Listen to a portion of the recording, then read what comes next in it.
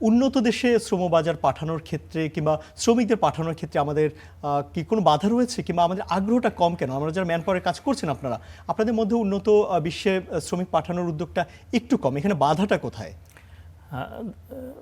আপনি সঠিক বলেছেন। উন্নত দেশে যাওয়ার প্রধানতম বাধা হচ্ছে আমাদের ভাষা, দ্বিতীয়ত হচ্ছে মানে স্কিলনেস। এই বিষয়টা আমাদের প্রধান বাধা। যে কোনো একটা দেশে এখন আপনি জানেন যে জাপানে আমাদের কিন্তু প্রচুর ডিমান্ড আছে, ইউরোপের উন্নত দেশগুলোতেও কিন্তু আমাদের প্রচুর ডিমান্ড আছে, কিন্তু আমাদের বাধা হয়ে দাঁড়াচ্ছে যে আমাদের ভাষা। ওই সব দেশে যেতে হলে আসলে ভাষাটা দরকার।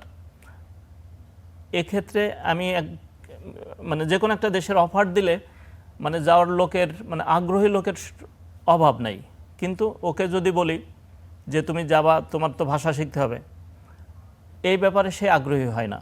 ওকে যদি বলা হয় যে 20 লাখ টাকা লাগবে, সে যেতে রাজি, 25 লাখ টাকা লাগবে, যেতে রাজি। কিন্তু যদি বলা হয় যে 5 লাখ টাকায় পাঠিয়ে দেবো, কিন্তু শর্ত হচ্ছে তোমাকে ভাষা শিখতে হবে, তোমাকে একটা বিশেষ একটা কাজের উপরে তোমার স্কিলড হতে হবে। এই ব্যাপারে তাদের মানে আলসেমি বলেন, অনাগ্রহ বলেন, মানে এইটা হচ্ছে মূল বাধা।